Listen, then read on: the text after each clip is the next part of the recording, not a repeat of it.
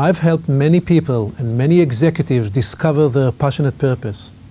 It's a personalized process because the path of discovery with each individual is unique.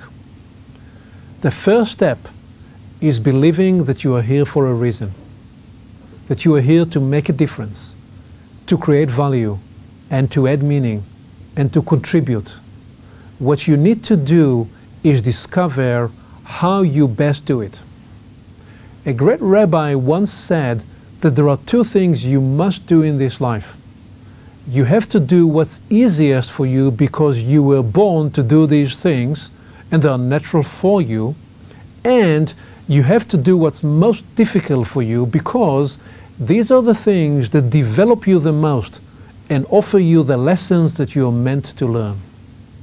Once you have fully mastered this first step, you can move on to step 2.